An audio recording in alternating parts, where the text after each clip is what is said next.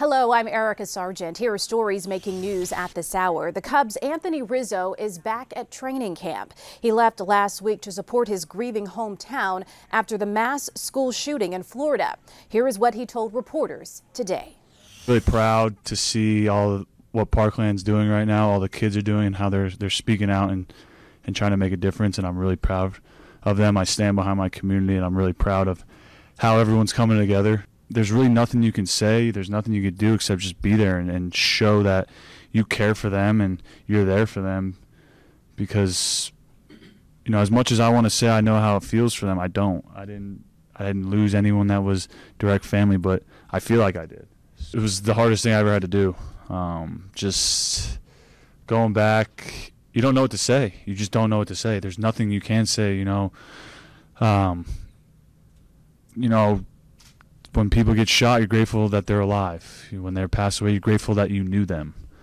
To look at the bright side of things, if you can. It's going to get easier. Life's going to go on. The sun's still going to rise. So it's same thing, you know. It's getting back to that normal routine as fast as you can, and just, you know, don't forget about it. Always think about it and keep it in your mind, but you got to get back to what you love doing.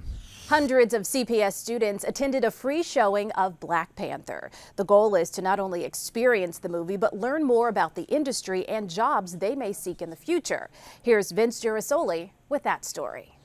Hi everybody, it's Vince Girasoli. We're here in the Chatham neighborhood on the south side of Chicago for a screening of Black Panther. What an incredible film has roared into theaters over the weekend. I want to quote you some of these numbers now when we talk about Black Panther as I walk inside the theater.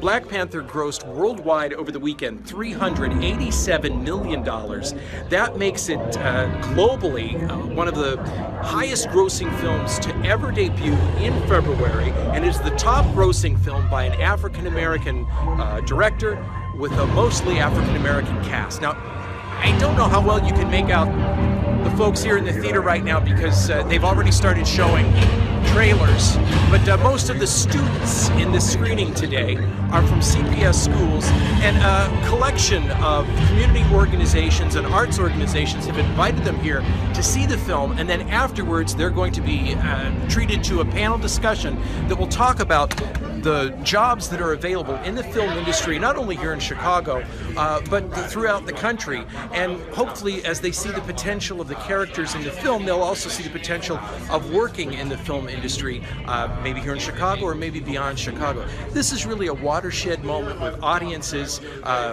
showing so much diversity in the film, showing the potential of a film that has predominantly black cast that can be financially viable. And the hope is that more people who are in positions of power to finance these films will come forward now and create even more films like Black Panther for the viewing public, but also for people to find jobs in the making of those films.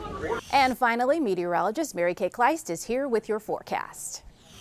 Well, temperatures keep rising throughout the day. We're already to the mid-50s, but look what's happening. This warm front is lifting north. We're seeing 60s across the board from St. Louis to Columbus, but only the 20s well north of that front for Minneapolis and for Green Bay. So what we're dealing with here, a soaking rain event for much of the Mississippi Valley heading to the eastern U.S. because of the position of the jet stream and the moisture plume from the Gulf of Mexico. That's going to draw in intense amounts of moisture that's riding up and over our frozen ground, our snowpack, and when you add heavy waves of rain, that's why we do have a flood watch in effect through tomorrow to see these waves of rain. And when we look at the different models, the rainfall estimates are so impressive, especially for I-80 places just to the south of that, this area in red going into southern Michigan, and this would include parts of northwest Indiana could see 5 to 7 inches of rain as this system moves through. So tonight, heavy rain is likely, and during the day Tuesday, and then chilly changes as a wintry mix